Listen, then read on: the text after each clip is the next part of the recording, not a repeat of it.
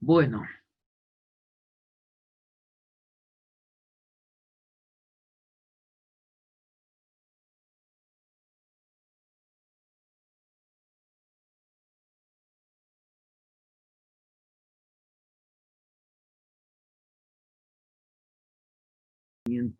científico.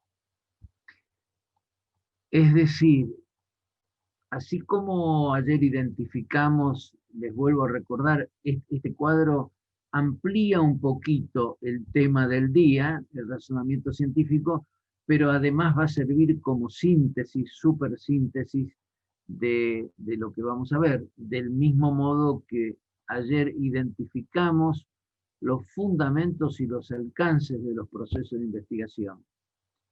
Y tratamos de descubrir, de entender y de valorar la relevancia que tiene el proceso de investigación para el desarrollo de nuevos conocimientos. Estos son los mensajes, eh, la síntesis, digamos, que resume lo más importante visto ayer. Hoy vamos a tratar de comprender con un poquito más de profundidad la secuencia y la fase del razonamiento científico y conocer los distintos enfoques y métodos del proceso de investigación. De manera que vamos, como dijimos ayer, vamos bajando hacia mayores precisiones como para terminar en los proyectos de investigación que algunos o la mayoría de ustedes puede tener sobre su cabeza. La mente del investigador, y enfaticé mucho ayer, hablé en un determinado momento de, al finalizar del curso se le debería disparar a cada uno de los que hemos estado en él como piloto automático el modo ordenado y secuencial de pensar los problemas. La mente del investigador está preparada para pensar en orden. Esto es respetando un procedimiento lógico, ejercitando la capacidad de razonar. Esto era lo que nos diferenciaba de, estoy consultando mis notas, de un razonamiento precipitado e incluso emocional.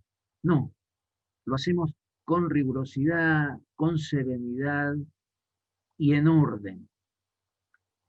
La formalidad de la metodología de investigación. ¿Qué es la formalidad? Esa secuencia de observar, de hacernos preguntas. Vamos a insistir con algún ejemplo. Esa formalidad es lo que da rigurosidad a los resultados. El juicio de valor, la opinión personal, es una reacción que cualquiera de nosotros puede tener frente a una cuestión imprevista, pero después hay que sentarse fríamente. Esto en general no suele pasar frente a los medios de comunicación. Cuando aparece un problema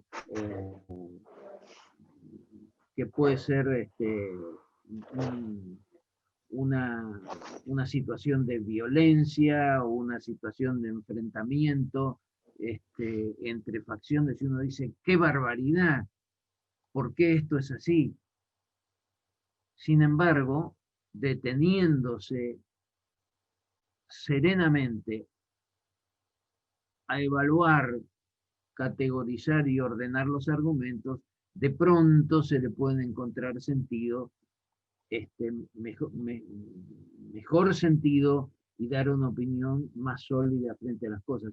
Yo les digo, a ver, voy a plantearles una reacción que viene en este momento a mi cabeza como ejemplo. Eh, Todo parece indicar que el resultado de las elecciones en los Estados Unidos es contundente, dado que uno de los candidatos tiene 19 o 20 electores más de los necesarios para ser nominado presidente del colegio electoral. Ahora, el señor Trump no cree esto, no lo acepta y está esperando, gritando, entre comillas, que hay que esperar a terminar de contar todos los votos porque él va ganando. Es tan contundente una evidencia frente a la otra que, dado el particular sistema electoral de los Estados Unidos, al señor Trump le va a pasar lo mismo que le pasó a Hillary Clinton. Clinton tenía más votos que el señor Trump, sin embargo, según esos votos determinaron cuántos miembros del colegio electoral tiene cada candidato, pues tuvo en su momento más miembros en el colegio electoral el señor Trump que la señora Hillary. Bueno, acá está pasando lo mismo. Sin embargo, tenemos una persona que está tratando de convencernos que esa evidencia contundente que todos vemos no es así. Y veremos. Tendremos que esperar a ver si el señor Trump se convence o si hubo algún error grosero. Una respuesta es absolutamente emocional. La actitud ordenada, razonada, fría, calculadora y objetiva de la mentalidad investigadora es no precipitarse, minimizar precipitación y emocionalidad, de modo que las propuestas terminen siendo contundentes por lo objetivo. Ustedes recibieron ayer o la mañana de hoy, tengo entendido, una lectura que es de Yolanda Castán, no demasiado extensa, Introducción al razonamiento científico en sus etapas. Y ahí tienen este es el título del paper, tienen dos aportes interesantes. Muy bien explicado, minuciosamente explicada la rueda de Wallace, y el concepto de universalidad metodológica, porque fíjense que Castán presenta una introducción al método científico y a las etapas del método científico. Pero este papel es un papel de trabajo de un instituto de ciencias de la salud español para una diplomatura en salud pública. Por eso lo de universalidad, sea para la disciplina que sea, el método de razonamiento científico es universal. Se aplica a todos los procesos de razonamiento. La secuencia de Wallace, que es esta: observar, plantearse, interrogarse, generar una hipótesis, buscar los fundamentos que prueben esa hipótesis, sea por experimentación o sea por deducción, hoy vamos a ver más detalles, sacar conclusiones, reportar los resultados y confrontarlo con las observaciones, de manera tal que si queda probado el razonamiento nucleado en la hipótesis, pues la propuesta es universal y sirve para interpretar todos los fenómenos similares. Bueno,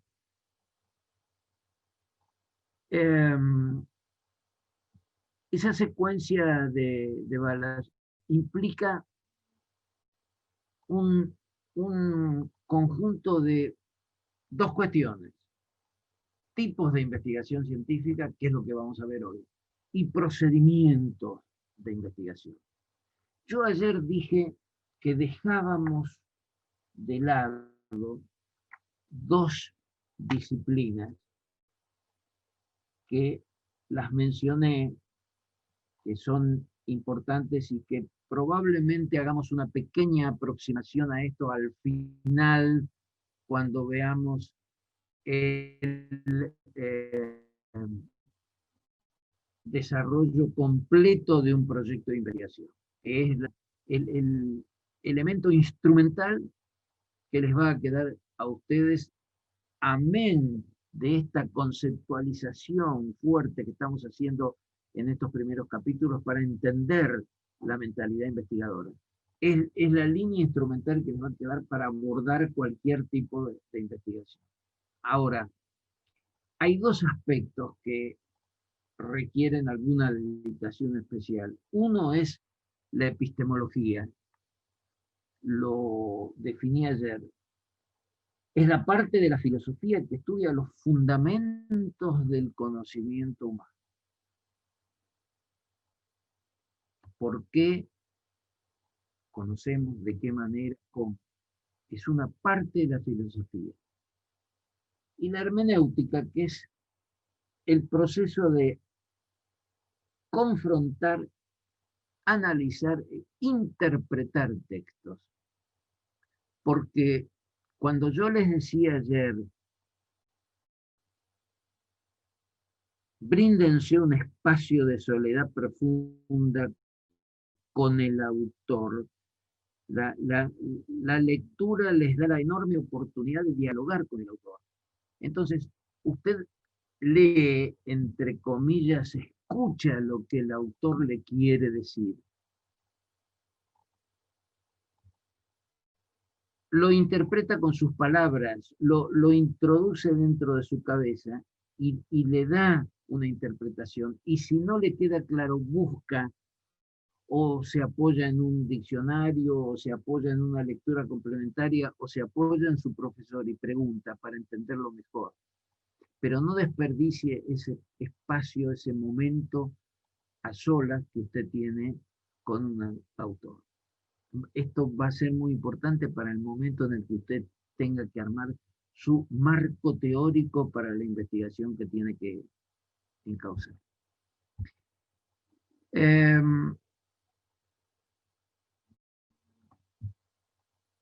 Wallace, yo les dije ayer, vamos a hablar medio minuto de Walter Wallace. Es un sociólogo, es por formación sociólogo, epistemólogo, y ha desarrollado aportes importantes de método científico, particularmente en esta obra, que es la lógica de la ciencia. El ADN de la ciencia aplicado a la sociología. Ahora, vean que Alianza Editorial, Alianza Universidad, al editar la obra de Wallace, diseña un perfil que es su rueda de razonamiento, su valiosa y generalizada rueda de razonamiento científico.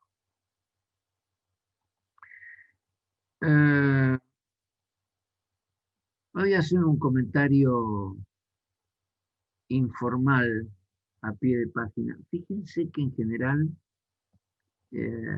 los intelectuales, los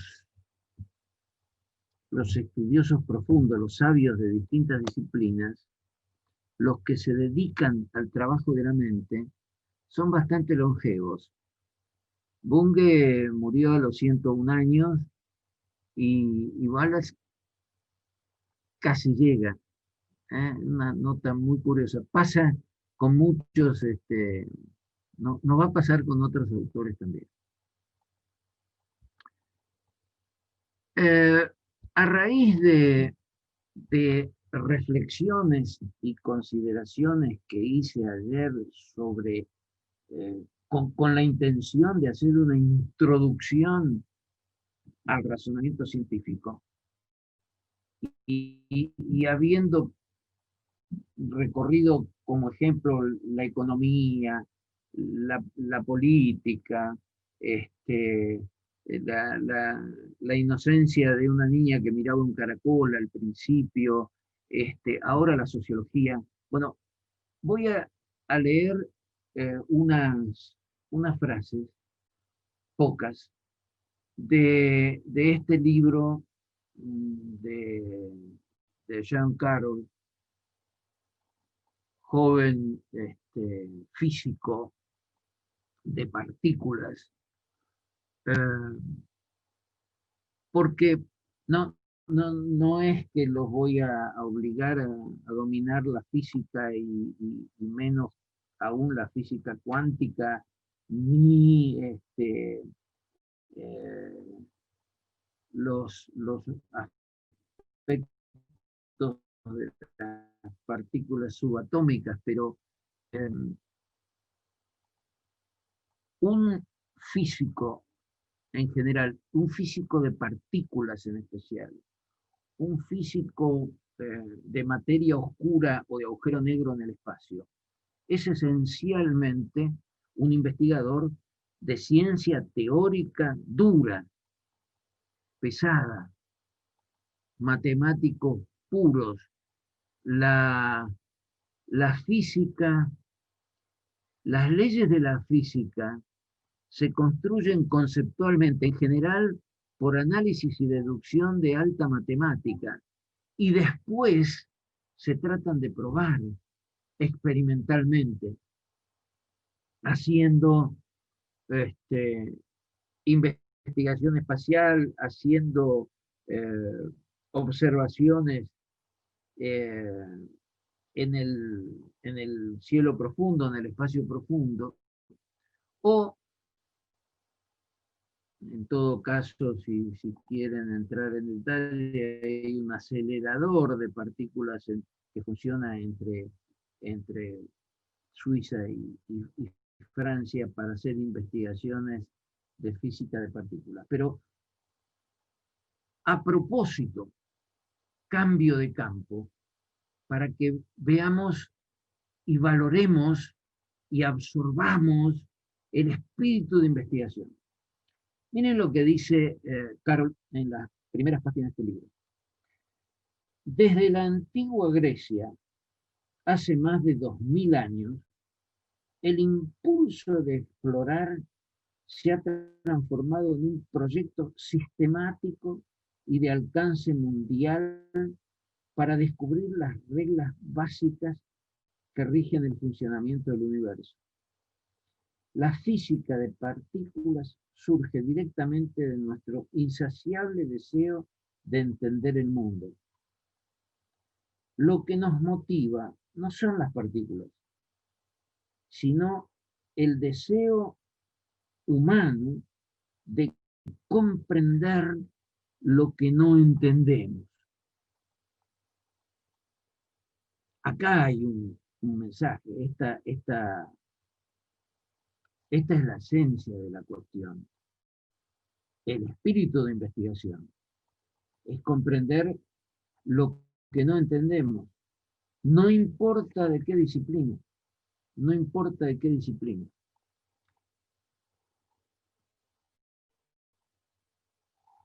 Después voy a dar un ejemplo. Otra cita, y acuérdense de nuestra primera imagen de Dios. A los 6 años, todo el mundo hace preguntas como esta. ¿Por qué el cielo es azul? ¿Por qué caen las cosas? ¿Por qué unas cosas están frías y otras calientes? ¿Cómo funciona todo esto? No tenemos que aprender a interesarnos por la ciencia. Los niños son científicos natos. Las presiones de la vida real acaban a la postre con esa curiosidad innata.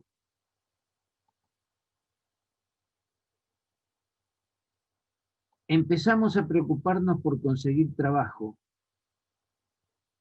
conocer a alguien especial, criar a nuestros hijos. Dejamos de preguntarnos cómo funciona el mundo y empezamos a preguntarnos cómo podemos hacer que nos funcione a nosotros. Es necesario que la educación incentive la curiosidad innata de los niños. Esto está al comienzo de un trabajo de unas exactamente 350 páginas dedicados a explicar de una manera muy profunda ese umbral de descubrir eh, el bosón, que es una partícula subatómica probada matemáticamente, pero que todavía no se detectó. Hay indicios que ya se ha detectado, pero todavía formalmente no se detectó. Yo anoche estaba hojeando este libro una vez más y dije, estos dos párrafos son la mejor síntesis de todo lo que intentamos aprender,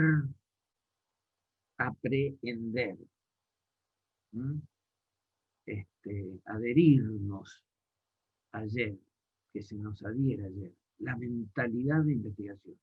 Y esa capacidad de hacerse preguntas es el secreto que va a aparecer cuando usted se encuentra con algo interesante que cree que tiene que explicar. Y le va a pasar, se trate del tema que se trate.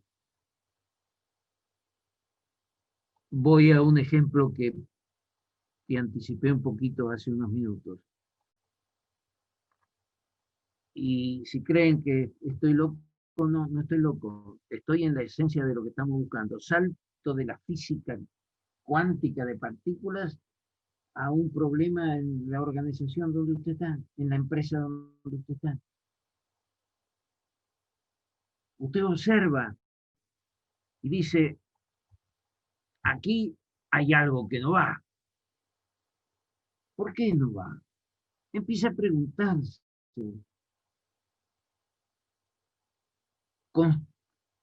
Construya primero las características del problema. Usted dice, bueno, acá está. Esto es lo que hay que interpretar.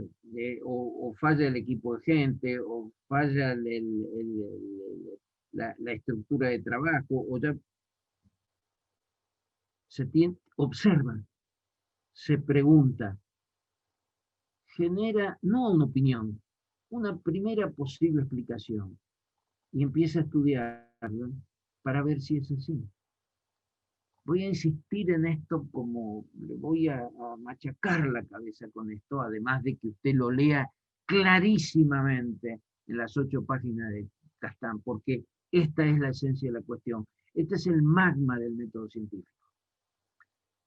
Nuestro amigo Bunge, nuestro venerable Mario Bunge, dice en la investigación científica, empieza en el lugar mismo en que la experiencia y el conocimiento ordinario dejan de resolver los problemas. Pero va un poco más allá. O hasta dejan de plantearlos. Esta es la mente del investigador. Por eso el investigador llega a un resultado, lo deja ahí, lo pone a consideración de la comunidad científica y sigue avanzando. Nunca se queda quieto.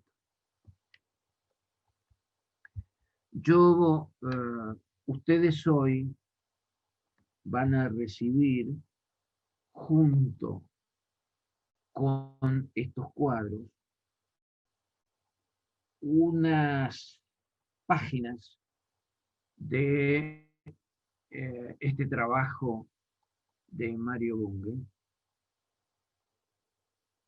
donde así como ustedes van a tener dos visiones de la misma cuestión. Castano habla de conocimiento común, ordinario o ancestral, como lo llamamos nosotros, y conocimiento científico lo define, presenta la rueda de balas, explica las características del método científico y sus técnicas. Bunge hace lo mismo pero con más profundidad. Habla de ciencias formales, esenciales o teóricas, caso de la matemática o de la física profunda, matemática teórica, física teórica, y de las ciencias fácticas, de los hechos, de las cuestiones, de las cosas. Define las características de las ciencias fácticas y presenta de otra manera muy ordenada. Cuando digo de otra manera es distinta como lo vamos a ver nosotros, pero complementaria, clara. Yo les tendría que decir, no me escuchen a mí, lean a Bunge. Pero los estoy incentivando que lo hagan. Problema. Es una lectura, no es como la de hoy. Hay seleccionadas 47 páginas. No hace falta que las lea para mañana, pero empiece a leerlas, a ver de paso cómo de la mano suave, cual si fuéramos iniciados en, en, en la vida educativa, un monstruo intelectual como Bunge nos va llevando a cosas mucho más delicadas. Y en todo caso, si se, si, si se deja llevar y soporta la lectura, tómese estos días que quedan y en cualquier momento que nos veamos, del día de mañana o del jueves, háganme las preguntas que quieran. Este no es una lectura que vamos a evaluar, ¿está? Pero sí es importante que la tengan y la conozcan. Eh, es el autor de jerarquía, por excepción, por supuesto, el libro, este libro no es muy extenso, pero la investigación científica de Bunge tiene cerca de 900 páginas. Eh, es un trabajo de una solidez y una meticulosidad, eh, una obra tan clásica como el Quijote para la literatura universal. Entonces, se las aproximo y quiero que la tengan porque tiene un valor en sí mismo.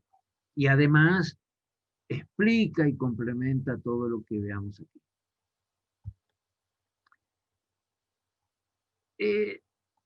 Es el método científico, ese conjunto de procesos racionales diseñados para construir conocimiento que definimos ayer, el que produce razonamiento científico.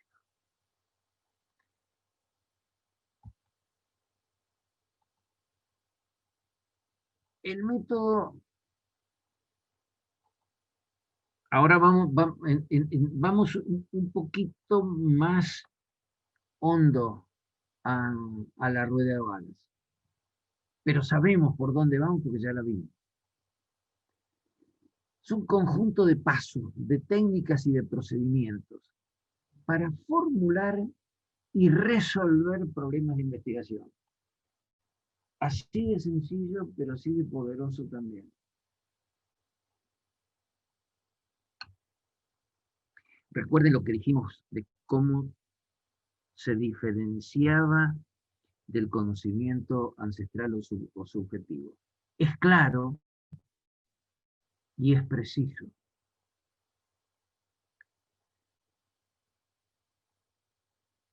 Porque está fundado en el razonamiento y porque las observaciones que resultan del razonamiento son verificables.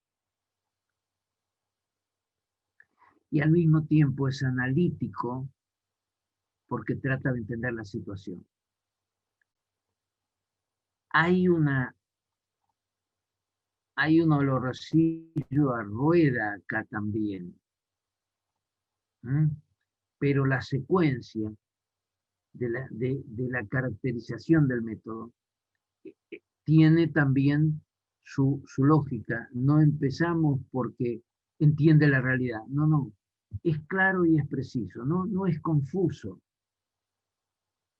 La explicación es transparente porque está fundada en el razonamiento y porque las observaciones se pueden verificar. Y acá sí hay una versión primo hermano de la rueda de balas. Es la misma rueda, pero ¿cuáles son los pasos? La observación, la percepción del hecho, la sorpresa. Aquí hay algo que no va, aquí hay algo que no se explica, aquí hay algo que no está claro.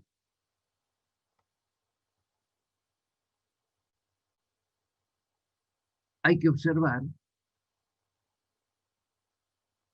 hay que preguntarse y empezar a buscar algunos ejes de razonamiento, con lo cual se pueden formular hipótesis. Es una suposición. Yo creo que esto es así por estas razones. Entonces, cuando usted vaya a redactar una hipótesis, eso lo vamos a ver mañana, va a decir, esta situación, las distintas hipótesis voy a explicar mañana, ahora lo explico en general. No va a decir, yo creo que esto es así. Usted va a decir,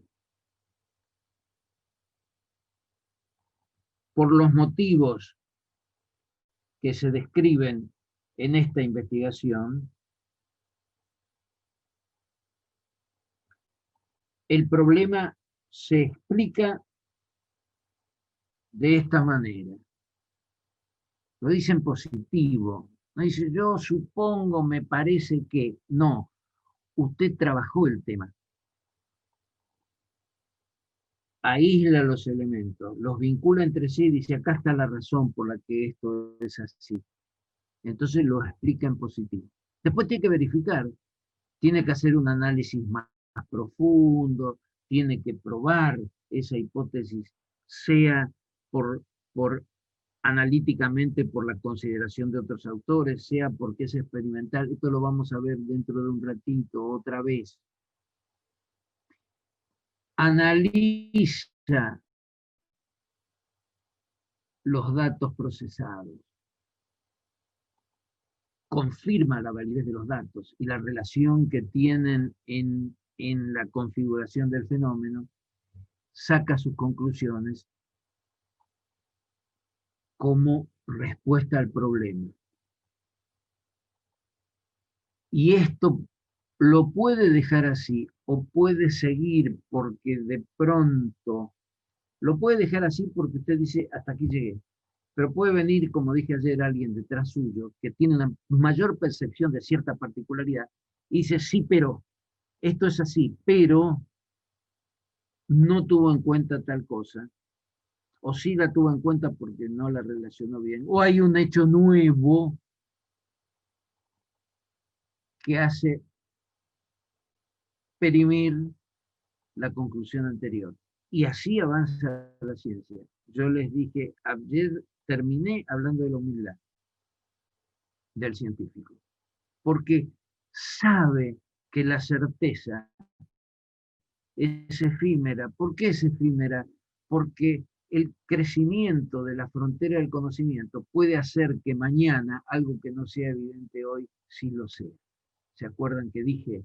No es que el alquimista medieval fuera menos lúcido que el científico actual, es que en el estado de los conocimientos de aquel momento llegó hasta donde podía llegar.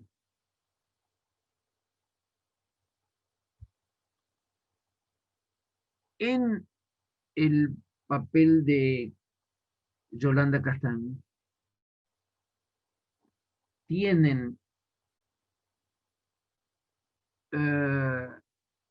explicado esto, y si ustedes quieren, reformulado de una manera más prolija y más secuencialmente ordenada y más explícita, con mayores argumentos, esto ustedes lo pueden leer en su papel, nuestra. Vean cuántas veces hablamos de esa simple rueda de balas que presentamos el día de ayer. Es que es simple, pero es el magma de un proceso ordenado de razonamiento. Primera etapa de observación. ¿Qué pasa en esa etapa? Se define y se plantea el problema. Después hay que elaborar supuestos explicativos que se puedan contrastar. Esa es la formulación de hipótesis. Experimentar, controlar las variables, enriquecerlas con otras observaciones, comprobar la hipótesis. Se comprueba, usted puede elaborar una teoría, no se asuste, una explicación del fenómeno que usted descubrió. Es, en cierto modo, su teoría explicativa de lo que pasa. Si no, hay que volver a empezar. Hay que reformular la hipótesis. Aquí tienen, con mayor precisión, las explicaciones de buena parte de las cosas que están acá. Cuando nosotros decimos hipótesis, estamos explicando una conjetura con la que tratamos de explicar la cosa, como me gusta decir a mí, el tema de investigación, lo que tenemos bajo el microscopio, bajo la lupa. Es una conjetura. Creemos que esto responde a estos patrones de comportamiento.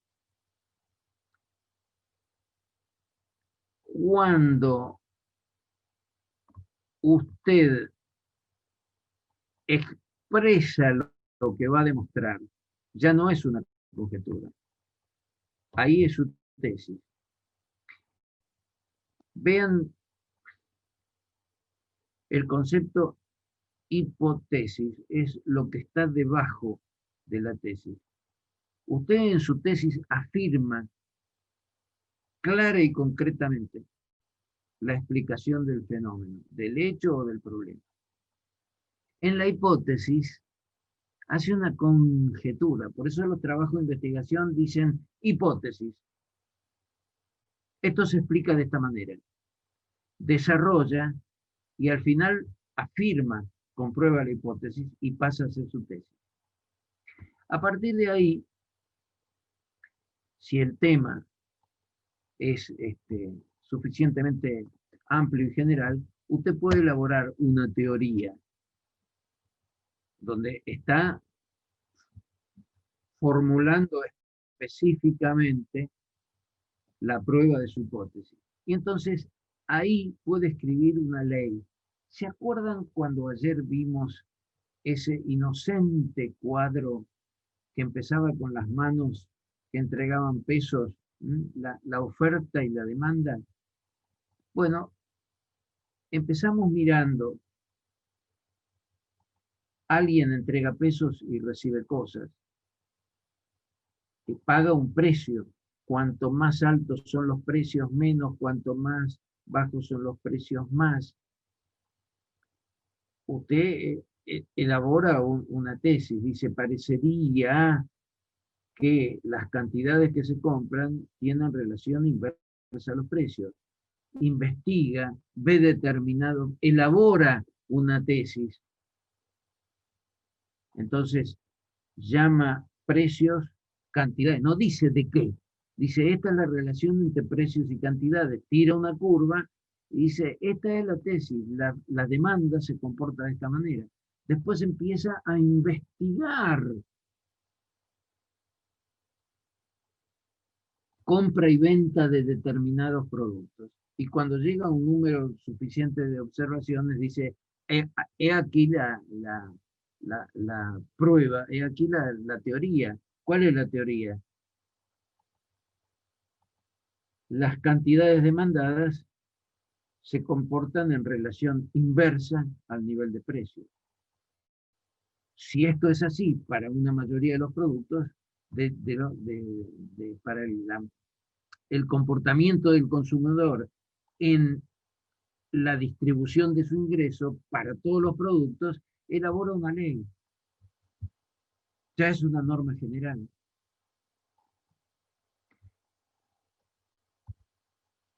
Bueno, ahora vamos a ver en detalle, no se asuste porque ahí está en chiquito, ahora lo vamos a ver más grande. Vamos a utilizar el resto de la reunión de hoy para analizar un cuadro que le va a resultar instrumentalmente muy útil porque es una especie de hoja de ruta, digamos. Es un cuadro muy completo que describe los distintos perfiles de un proceso de investigación y sus principales características. Mi aclaración es, no son opcionales ni alternativos. Califican una investigación según el propósito, el modo de trabajar las variables y algunos otros matices propios de la investigación.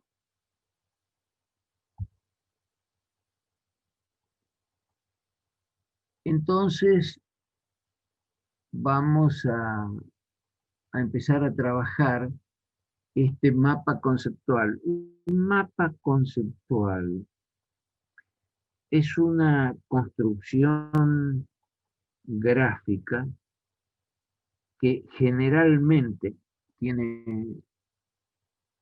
En un mapa conceptual están todos los elementos, factores, conceptos que definen una cuestión. Eh, y están puestos gráficamente e incluso, en este caso no, pero se podría hacer, relacionar algunos aspectos con otros. Yo voy a tratar de hacerlo no físicamente, sino verbalmente cuando vayamos avanzando. Pero vamos a entrar en el aporte central de la reunión de hoy. Aunque yo les pido que recuerden los conceptos profundos iniciales, porque eh, esto es una tipología formal. Lo que hablamos al principio es de fondo. No creo que utilicemos parte del día de mañana para ver este perfil de la mentalidad del investigador. No me voy a cansar de reiterar esto de mil y una maneras, aunque sea circunstancialmente, aunque yo creo que si lo hace una vez lo va a hacer toda la vida, pero aunque sea circunstancialmente, usted no se va a dedicar a la investigación, sospecha.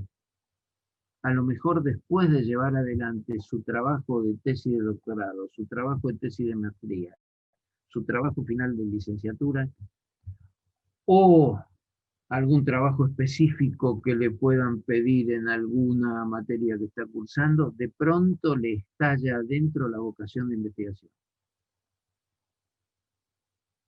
Pero aunque sea circunstancialmente, la mentalidad de investigadora se tiene que imponer sobre su propia personalidad. Cuando usted estudia un tema o problema, sea físico, biotecnológico, de ingeniería, de ciencias políticas, de sociología, de lo que sea, usted tiene que lograr respirar hondo y vestirse de objetividad y racionalidad. Esto es secuencia de trabajo. Y tomar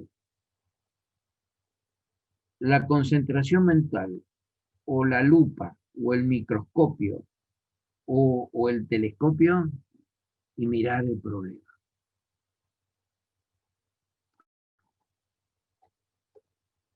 Vamos a empezar por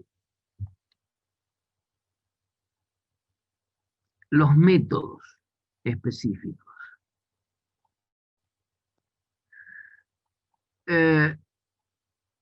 Obviamente, un perfil del método de investigación es su capacidad de observación, es la observación. ¿Cómo hago para detectar qué investigar? Palabra crucial en la convocatoria de este seminario. Obsérvese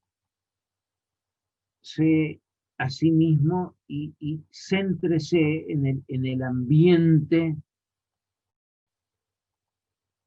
en el que debe identificar el tema de investigación. Una cátedra, una especialidad, que puede ser el doctorado en administración, o una maestría en educación o en psicología, o un problema en el lugar donde trabaja. Sitúese ahí y observe con atención. Y de pronto le va a saltar aquello de niño. ¿Por qué están las cosas? ¿Por qué el cielo es azul? Las preguntas van a decir, ¿por qué esto es así? También hay un método de investigación que no es independiente, está ligado a la observación. Usted, ¿cómo profundiza el fenómeno observado? Bueno, si cabe, puede experimentar. Si corresponde, puede experimentar. Pone una jarra de agua fría a hervir con un termómetro y evalúa a qué temperatura entra en ebullición. Puede experimentar. Puede inocular 300 personas con una prevacuna COVID y 300 personas con solución fisiológica. Las 600 personas van a creer que recibieron la vacuna. Algunas recibieron la vacuna, otras no. Y observarán. Está experimentando. Observarán.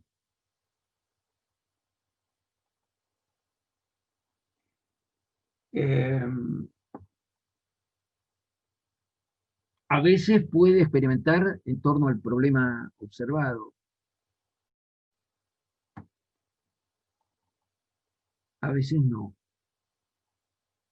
Pero sí puede, por ejemplo, hacer análisis estadístico como un método, otro cariz del enfoque de investigación. No son todos complementarios, no sustitutivos, son complementarios.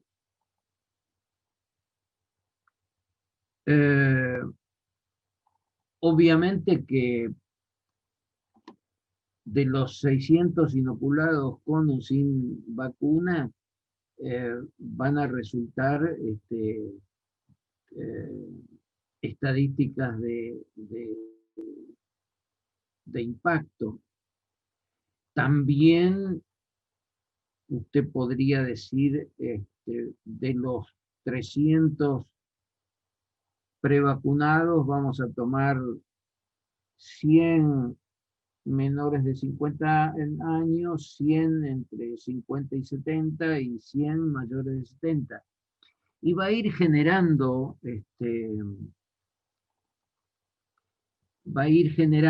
resultados eh, comparativos.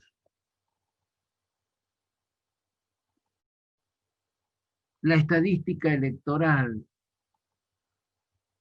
nos tomamos unos minutos con Edgar hablando de las elecciones. Bueno, sí, ganó un partido. Ahora, ¿cuántos jóvenes votaron cuánto a un partido y cuántos jóvenes menores de 40 años votaron cuánto al partido de la oposición? ¿Cuál es el tipo de edad de los votantes de la oposición, la distribución etaria de edad de los votantes de cada uno de los partidos? ¿Por qué? Y porque eso le permite inferir, eh, comportamientos. Parece que la gente joven se inclina más, vamos a calificarlo, hacia la izquierda o se inclina más hacia la derecha. Entonces, el método estadístico es un modo de conocer eh,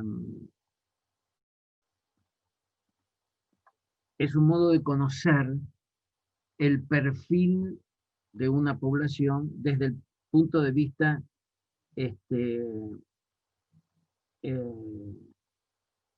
político.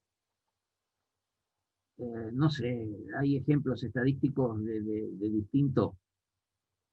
Eh, Usted está en una institución financiera, y dice, a ver, analicemos la tarjeta de crédito, a ver, o las tarjetas de débito, a ver, ¿quién decide las compras en la familia? Bueno, esto ya fue pensado. Aparentemente es un valor entendido en los analistas de consumo, que el 70% de las mujeres son las que deciden las compras de los hogares. Son distintos modos de enfocar.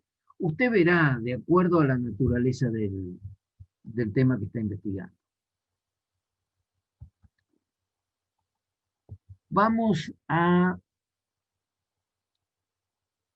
el propósito de la investigación. Bueno, en esto no me voy a extender demasiado por dos razones.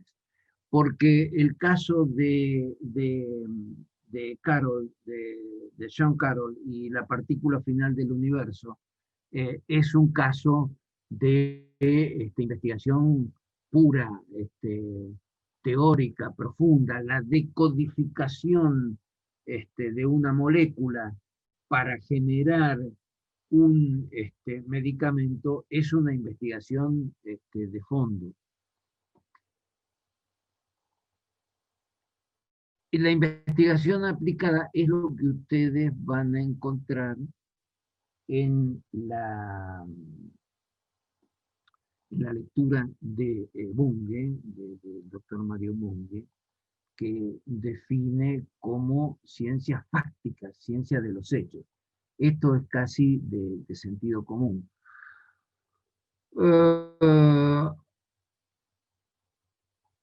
Empiezo a dar un ejemplo para que no se pierdan. Yo podría tirar una línea desde el método específico experimental, tirar una línea que pase por debajo de todo el cuadro y que suba hasta la finalidad aplicada.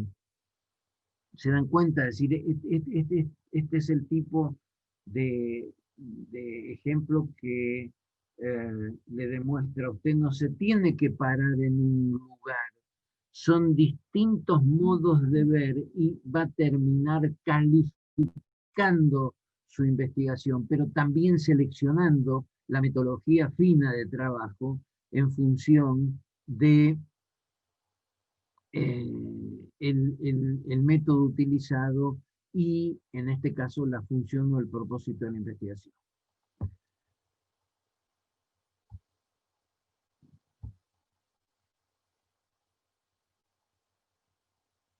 ¿Cómo obtiene los datos? Bueno, lo más común es que se documente. Vaya a buscar, evaluar y analizar quiénes y qué han dicho sobre el tema que, que usted está trabajando. Independientemente de eso y en forma complementaria, usted puede hacer estudios y generar datos propios, estudios de campo. Por ejemplo,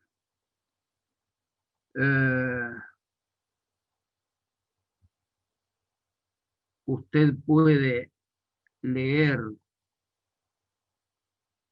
toda la documentación que seleccione, los comentarios y las experiencias existentes respecto a cómo las empresas se han comportado para la administración de los recursos humanos en el contexto de la pandemia, porque hay trabajos científicos, hay trabajos de difusión, hay trabajos informativos sobre esto. Esos serán para usted fuentes secundarias de investigación. Si es que usted decide generar un cuestionario de 12 preguntas o una guía para conversar con 8, 10, 12 empresarios, guía de pautas de conversación, no de cuestionario para someterle, sino usted va además a tomar una muestra de una docena de empresarios y les va a preguntar con qué criterios se enfrentó lo, al, qué criterios utilizó para manejarse con el personal de la empresa en condiciones de pandemia. Entonces, esos datos no los tiene nadie, lo va a tener solamente usted. Usted va a tener una encuesta de 12 opiniones. En este caso, un método estadístico, vuelvo acá. Ay, caramba, perdón por confundirlo. Un método estadístico cualitativo, porque va a ser cuantitativo, pero son 12 personas, pero usted va a sintetizar los conceptos propuestos por cada uno, y porque los tiene usted en esa investigación y nadie más que usted, se van a tener la categoría de datos primarios. Y todos los libros, trabajos, documentos, revistas de investigación que encuentre sobre el tema que usted está investigando van a ser documentos secundarios. Si su investigación es experimental, y no voy a volver abajo para que no se vuelva loco de cómo va circulando, de cómo va cambiando de lugar el círculo rojo, si su método es de tipo experimental, seguramente va a obtener datos en laboratorio. Ya usted a esta altura de la cuestión se da cuenta que son distintos modos, distintas tipologías de investigación que se complementan y se van enriqueciendo entre sí, pero es mejor entenderlo de manera fraccionada.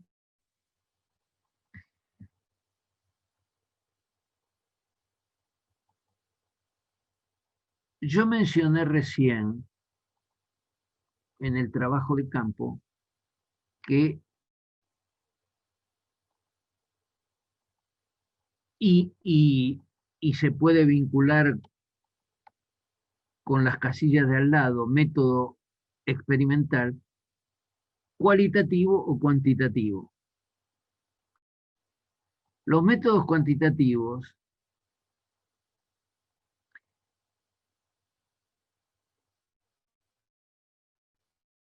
también eh, ahí están calificados, o son directos, suyos, primarios, o son secundarios, y significan observaciones estadísticas que usted puede trabajar con cualquiera de los métodos, según la naturaleza del tema, con cualquiera de los métodos. Puede hacer correlaciones, regresiones, sacar líneas de tendencia. Los cuantitativos son en general de bases de datos estadísticas o pueden ser resultado de una, en ese caso, secundarios, o pueden ser resultado de una investigación propia. Usted también puede hacer una muestra, este, convocar a alumnos de una universidad y largar, bueno, no, eso es antes. Usted puede hacer encuestas telefónicas a través de un call center y entonces recolectar en muy poco tiempo 1.500 observaciones sobre un cuestionario básico, y ahí va a tener una fuente estadística propia, cuantitativa, importante. O puede ser cualitativa.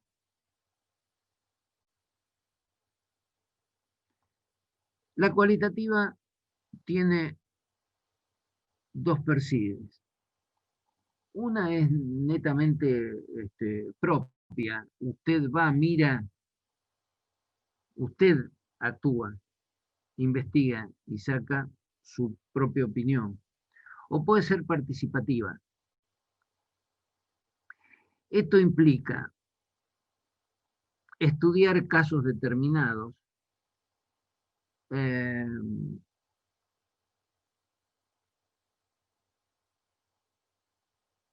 vuelvo al ejemplo de los votantes por edad, los votantes por edad, eh, puede ser por grupo. Usted puede decir, bueno, eh, no se trata de edad, sino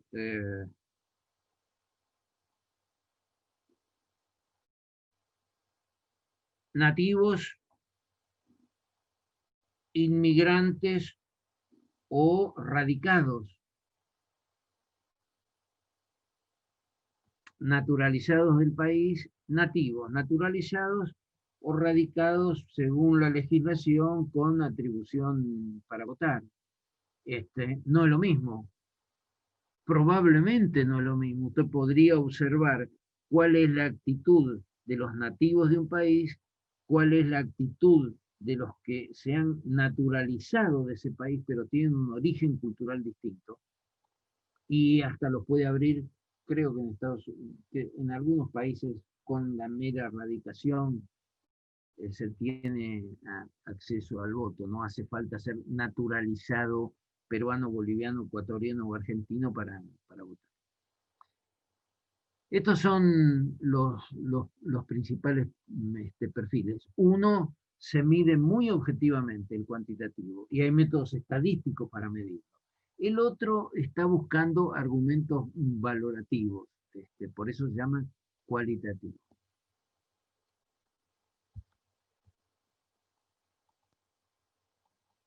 Mayor o menor manipulación de las variables. Por supuesto,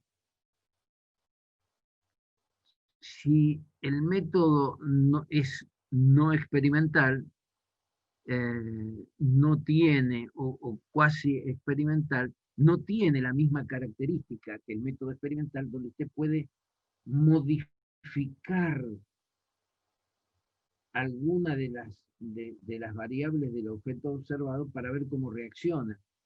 En lo no experimental es muy complicado porque usted no puede decir, hay una diferencia entre, eh, a ver, ¿cuál sería el ejemplo acá?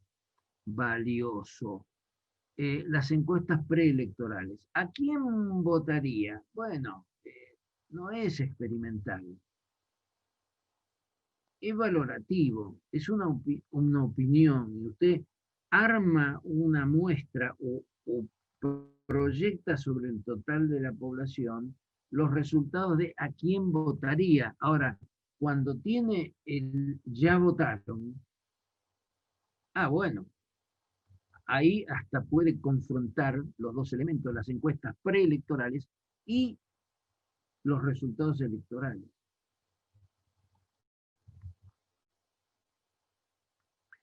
Eh,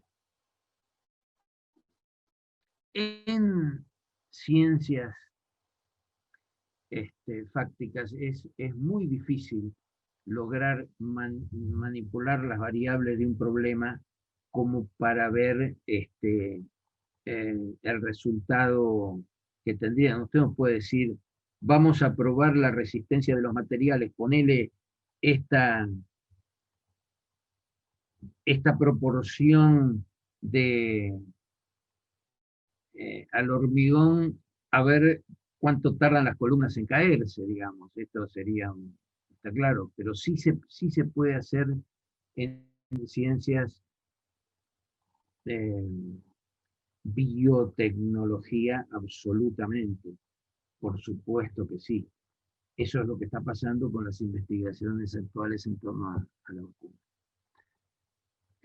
El sentido de este cuadro es ordenarnos la cabeza, no complicarnos la cabeza. Usted puede volver a esto cuando tenga definida su investigación y seleccionar qué características va a tener y puede escribirlos porque va a venir un ejemplo al final.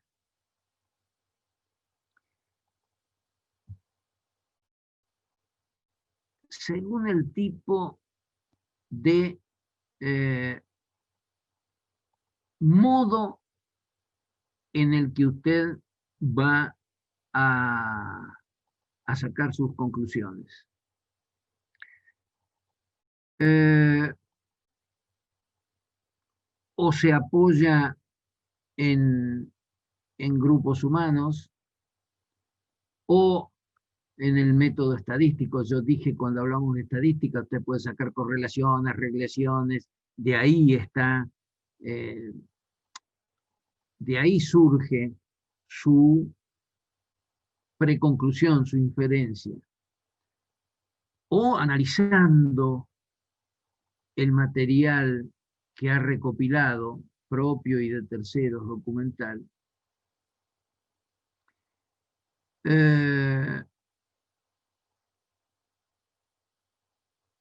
y deduciendo de eso mismo o desde la fuerza de esa hipótesis, haciendo inducción sobre los datos observados o una mezcla de los dos. Ahora voy a mostrar un ejemplo. Voy a ampliar esto porque dicho así, prefiero que lo escuchen y lo vean al mismo tiempo.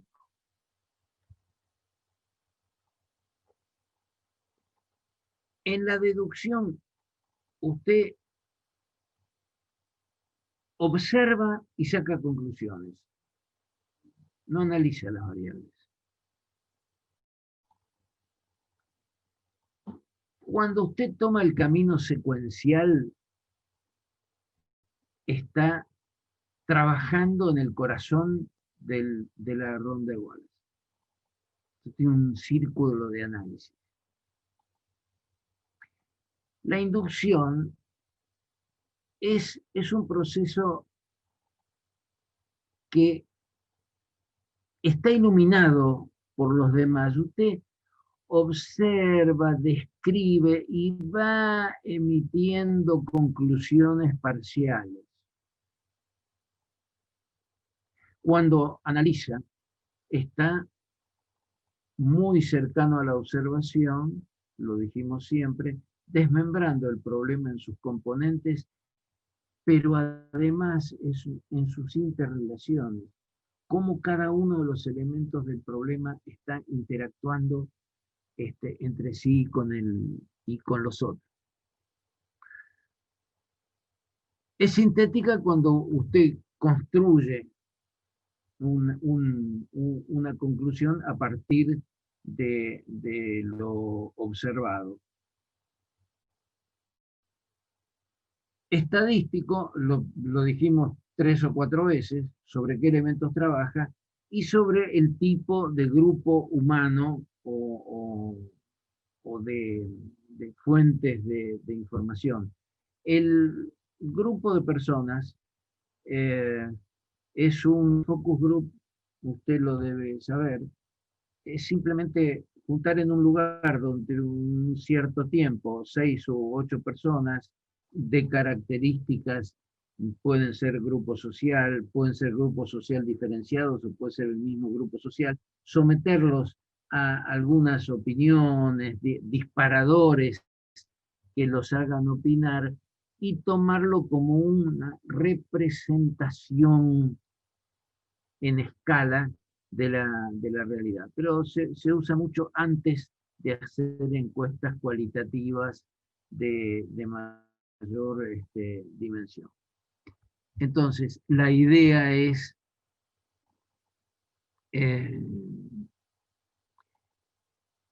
la idea en cuanto a la inferencia son esos matices analíticos. Esto está bien explicado en Castán y más desarrollado detenidamente en la lectura de Bunge. Lo que no tiene ninguno de los dos es este diseño gráfico donde usted tiene todos los matices del tipo de investigación. Entonces, esto le permite tener una cierta precisión de de qué características tiene la suya según cómo tenga oportunidad de fabricarla, según la naturaleza de la investigación en sí misma. Hay una parte del cuadro que me parece...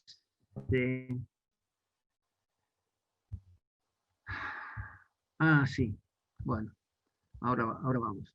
De, de, este, de estos matices de inferencia que están sintetizados acá y mejor explicados en la literatura, se vuelve a caer en este esquema, que es una versión modificada por Castán y explicada en el artículo de Castán, que tiene el círculo de Wallace pero al revés.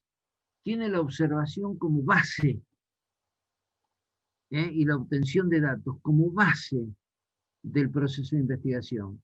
De ahí pasa a interpretar los datos que recabó. Generaliza muy empíricamente, ¿por qué empíricamente? En función de los datos que recabó. Si hizo investigación experimental con más razón, generaliza y ahí sugiere, no deduce, elabora una primer enfoque, en realidad es una prehipótesis, esboza una explicación que se da una teoría, y ahí pasa a procesar todos los datos, deduce, formula la hipótesis, la prueba y vuelve, y vuelve al punto inicial, digamos, si confrontada con la realidad la explica, entonces puede usted pensar en el desarrollo de una teoría y de una ley, y si no, tiene que volver a reproducir todo el ciclo de análisis. Es una versión más amplia eh, de la rueda de Wallace y está bien claramente fundada en el artículo de Tata. Volvemos. Por el tipo de profundidad de la investigación. Puede ser una investigación exploratoria, preliminar, pueden ser los primeros pasos para definir un problema, describirlo, o puede avanzar en explicarlo. Y además, si tiene la posibilidad de correlacionarlo con otros elementos, su investigación adquiere mayor solidez. Vimos ayer un cuadro, hablamos de la importancia, incluso yo contesté al final en la observación que me hizo uno de ustedes, hablé de la importancia del ciclo educativo. Ahora, yo puedo fundamentar con argumentos muy sólidos la importancia de eso, pero si además lo cruzo, lo correlaciono con la capacidad de crecimiento de la economía, como lo vimos en uno de los cuadros que teníamos ayer, que está en la reseña de ayer, ahí usted está haciendo una correlación, dice, no solamente es importante en sí mismo, sino que genera mayor dinámica de crecimiento económico. Y me parece que con esto terminamos.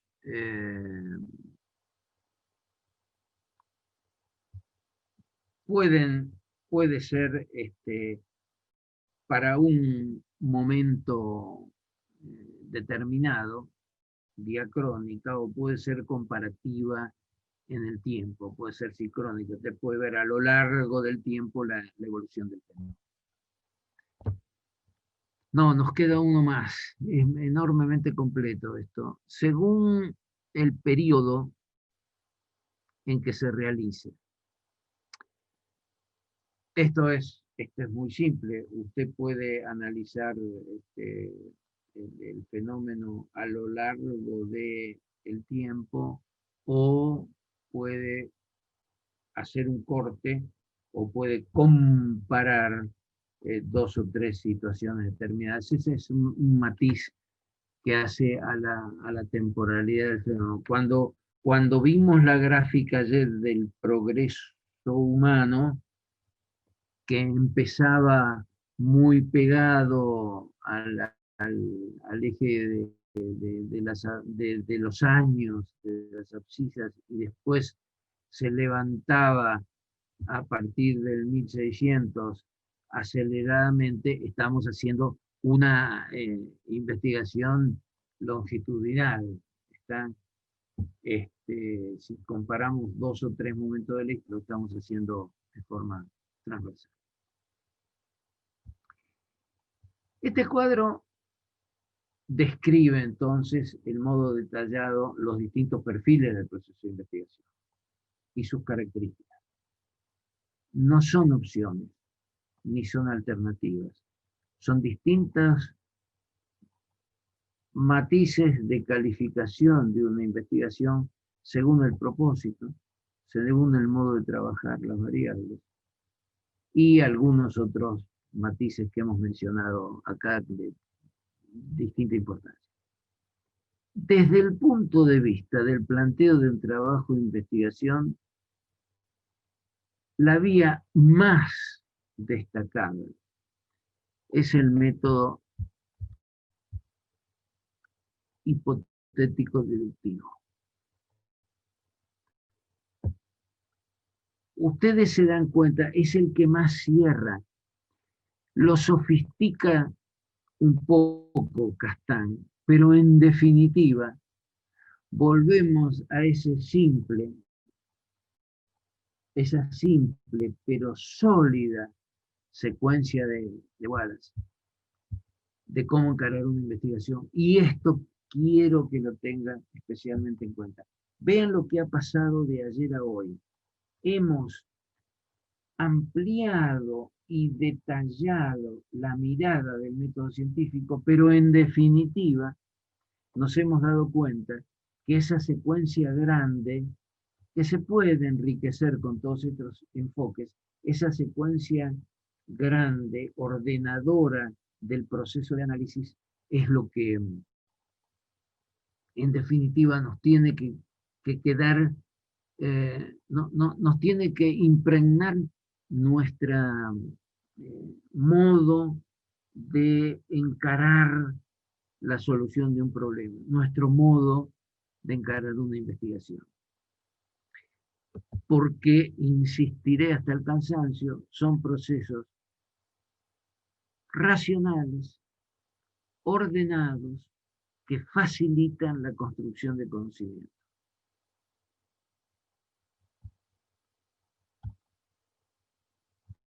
Bueno, nos quedan unos 10 minutos para dialogar sobre todo esto. Y mañana vamos a entrar a las pautas y orientaciones específicamente metodológicas para encarar. Quiero volver rápidamente, no lo tengo en el final, pero a partir de mañana lo voy a poner en el final porque es muy claro. Mañana vamos a identificar pautas para ordenar y elaborar argumentos ya más meticulosos que nos permitan alcanzar aptitudes sólidas para relacionar áreas de investigación, incluso de modo entre disciplinas, porque nunca los problemas son unicausales, siempre tienen el saber no es fraccionado, el saber es integral. Nos focalizamos en un aspecto del problema, pero los problemas están afectados también por circunstancias, características, imprevistos que vienen de otras áreas de lo fáctico del hacer. Así que mañana vamos a entrar más específicamente en esa temática. Dicho lo cual, vamos a retirar esta secuencia.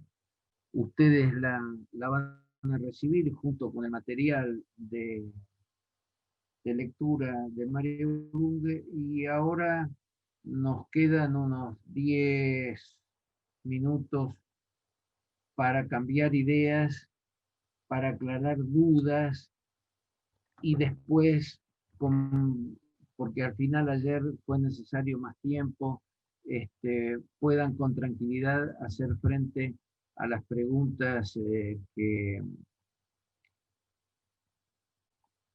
van a registrar el grado de atención y de conceptualización de todo lo dicho. Pero bueno, me pongo a partir de ahora a disposición de ustedes.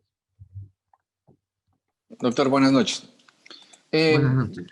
¿Cómo nosotros podemos identificar o estructurar, por ejemplo, nosotros como docentes, como de pregrado o profesores de posgrado, o cuando uno esté estudiando un doctorado, cómo medir la magnitud de poder de generar, de ver esa estructura del porcentaje de relevancia de la investigación? ¿Cómo uno poder identificar? Porque muchas de las veces nosotros estamos estudiando un doctorado y los chicos están aprendiendo a investigar. ¿Cómo nosotros podemos ir segmentando con con estas técnicas, o cuál serían en un orden, si llamémoslo de orden ascendente, desde algo usted nos dijo sobre un método que habló, que no recuerdo bien, sobre se me fue, doctor, se me fue la palabra, sobre el peso o sobre la, ¿cómo se llama? Cuando hablamos de la curva de la demanda, no, no, no, a ver si lo enfoco por este lado. Tú dime rápidamente para no usar tiempo y si no La volver a relevancia, doctor, la relevancia del trabajo. Creo que el nivel de profundidad será. Correcto, ese mismo, estoy en el nivel de profundidad de una investigación. Esa es la palabra que quería decir, doctor. Ah, bueno, yo pensé que era por el lado de cómo seleccionar, digamos, un tema. El nivel de profundidad. Eh, el nivel de profundidad lo da el problema en sí mismo, digamos. A ver, si, si lo que estamos, yo sé que ninguno de nosotros está en el plano de las ciencias duras, digamos. Todos formamos parte del universo de las ciencias sociales.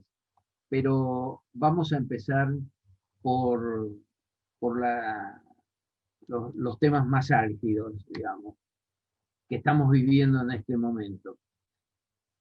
El grado de detenimiento, delicadeza y profundidad analítica que se está utilizando en este momento en los por lo menos 20 laboratorios destacados que están buscando una vacuna para el COVID es extremadamente significativo, digamos. Ahí hay que ir al corazón del problema. No se trata de codificar una molécula, se trata de identificar el comportamiento de un virus, conocer su naturaleza. Esto no se puede hacer superficialmente. Esta investigación requiere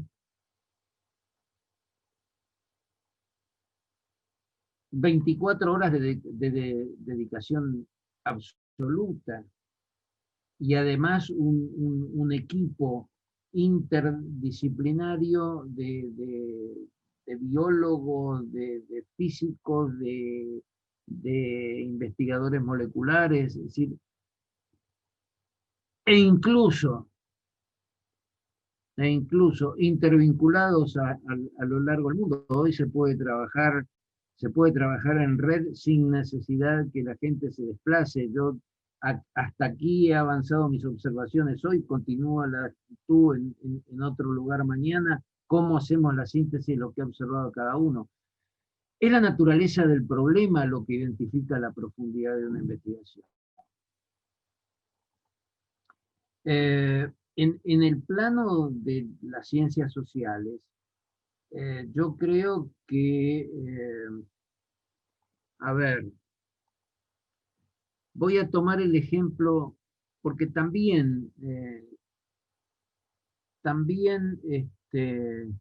hay temas en las disciplinas nuestras que requieren un detenimiento atinado y cuidadoso. Yo usé un ejemplo porque estamos al filo de los hechos. Hubo en Bolivia un resultado eleccionario. Bueno, dije, a ver, ¿cómo votó la gente joven? Ah, bueno, la gente joven se inclina por la izquierda o se inclina por la derecha. Bueno, fin de la investigación. No, de ninguna manera. ¿Cuáles son las características socioculturales el perfil educativo, los valores de esos grupos de edad, vale también para cómo votaron los grandes, ¿no? ¿En qué medida pesa en unos el tiempo que vivieron y en qué medida pesa en otros, los más jóvenes, lo que no vivieron y lo que quieren vivir? A ver, la generación de 60, 70, 80 años tiene el pasado de la última parte del siglo XX muy cercano. La gente joven no. Los menores de 40 años no vivieron el contexto histórico de los 70. Entonces no tienen la misma carga anímica. Entonces tú te das cuenta que no estamos frente a una ciencia dura, pero el tener una explicación más acabada y más profunda de los hechos y de las motivaciones, te va obligando a avanzar por etapas. Acá no lo puedo cortar simplemente en las edades. Si tú tienes un problema en el contexto de las relaciones humanas, de los recursos humanos de una empresa, no puedes dejar, tú dices, bueno, este año no vale para eso, pero digamos, esta persona pasa tantas horas dentro de la empresa. ¿Cuáles son sus comportamientos con sus pares, con el equipo que lo rodea? Solamente eso. Tenés que aislar motivaciones personales, historias extraempresarias que pueden condicionar el comportamiento de esos recursos cuando están con el grupo humano en la empresa. Es decir, el grado de profundización te lo va marcando el llegar, voy a usar un ejemplo gráfico, al hueso del problema. Cuando tú crees y cuando llegaste al hueso del problema, ¿qué implica? Y que has aislado todas o la mayor cantidad de variables importantes que tienen que ver con la naturaleza del fenómeno que querés explicar. Y ahí pones un punto límite. O simplemente decís, bueno, aquí hay un avance de investigación, lo pongo a consideración de los pares, publico, ¿qué es un avance de investigación? Es un papel parcial que se presenta a una revista científica, si es tomado con interés, es publicado y a partir de ese momento pasa a ser motivo de observación de tus pares en todo el mundo, que hoy por hoy te pueden hacer llegar perfectamente sus propias opiniones y observaciones y complementos y ayudas y visiones a lo que tú estás estudiando. Esto antes no pasaba. Entonces, tú vas a decidir hasta qué, y esto no se puede codificar, hasta que como investigador dices, acá están claras las cosas, acá tengo probada mi hipótesis de trabajo, y no escribo más, y no busco más. Después pensaré en función del impacto que esto produzca. Me parece que por acá va el tema de la profundidad, es decir, ¿cuándo te sentís satisfecho con lo que te has planteado como objeto para comunicar? Cuando tú le dices a un alumno, escríbame un ensayo de 6 páginas sobre, no sé, la voy a usar una cátedra reciente, la teoría general de las organizaciones. Hemos visto las organizaciones desde su desafío, su constitución, su organigrama, sus recursos, sus valores, sus creencias, su conocimiento explícito. Hágame un esbozo en 6 páginas de la teoría general de las organizaciones. ¿Y por qué 6? 6 como máximo. Ponga las ideas centrales. Y alguien te llama y te dice, perdón, escribí 3. Tu respuesta como profesor es lo que vos querés mostrar con tu papel. ¿Te parece claro? Sí. Entonces, ¿para qué escribir 6? Llegaste a la convicción de que lo que quisiste exponer está claro. Esto yo a veces lo uso como ejemplo. ¿Qué extensión tiene que tener la monografía? Y pare de escribir cuando se considere satisfecho. No tienen que ser necesariamente N páginas. Y inmediatamente después digo, la teoría de la relatividad de Einstein no debe tener más de 20 páginas. Y revolucionó la física newtoniana.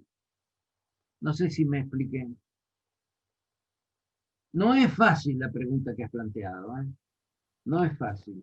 Pero yo creo que la profundidad te la define el mismo proceso de investigación. Y cuando tú llegas a un punto de certeza, decir, acá paro. Por lo menos tú. Después puede venir otro. O no. No sé si estás satisfecho. No, sí, doctor, gracias. Doctor, buenas noches. Sí, buenas noches. En ese sentido, con lo que está planteando el compañero, podríamos decir, por ejemplo, que ese nivel de la investigación también puede depender de hasta dónde yo llego con mi investigación. Por ejemplo, si yo hago una investigación documental sobre el teletrabajo, supongamos, y analizo las legislaciones que regulan el teletrabajo, analizo qué dice la literatura sobre el teletrabajo, ¿ok? Y en base a eso publico. Yo solamente llegaría, digamos, hasta el nivel exploratorio y descriptivo. O sea, Sí. tengo la idea que, o sea, si mi investigación solo es cualitativa, yo llego hasta el nivel descriptivo. Ahora sí. Ahora entiendo por dónde iba la inquietud, por eso dijiste profundización antes. Déjame que te interrumpa un segundo. Lo que tú no haces al terminar allí y calificarlo muy bien como descriptivo, como tú dices, es que no lo haces porque no es el momento, porque lo querrías pensar mejor. Esta es la situación. Tú describes, has hecho un minucioso proceso de investigación, has descrito y hasta podrías graficar cómo está construido el sistema de teletrabajo en tu país. Ahora, podrías seguir señalando, podrías seguir o no, podrías publicar eso e inmediatamente después tú te podrías plantear, ¿estoy en condiciones de decir cuál sería el modelo ideal de normativa para impulsar el teletrabajo, no solo en esta situación, sino en el futuro? ¿Cuáles son las fortalezas? ¿Cuáles son las debilidades que tiene el sistema? ¿De dónde vienen esas debilidades? ¿Cuáles son las oportunidades que se están perdiendo? Ahí tú estarías haciendo una inferencia y una propuesta formal de una mejor estructura funcional para el trabajo. Y ahí sí tendrías otro ejemplo, otro nivel de profundización. No es que el anterior no sea claro, porque si has hecho una descripción acabada, caramba si es un aporte. Ahora, podrías seguir hacia un modelo, vamos a llamarlo ideal. Vos has visto lo formal, un prospectivo, una propuesta. Las dos cosas son enormemente importantes y seguramente que la propuesta estás en mejor condición de hacerla si has analizado todos los aspectos de la realidad actual que si dices hay que trabajar de esta manera. ¿Me entiende, Joana, ahora? Sí, sí. Entonces, en ese caso ya pasaríamos a un nivel de investigación explicativa, ¿pudiera decirse? No. Explicativa es hasta donde vos describiste la realidad. A Ah, ya. partir de ahí vos estás proponiendo, vos estás siendo propositiva, no explicativa. Ah, ya, ya, ya. ¿Está claro? Vos estás haciendo propuestas Ya, formales, es decir, así funcionaría mejor. ok. No sé, voy a decir una cosa muy elemental y ridícula, que gracias a Dios ni ayer ni hoy nos pasó.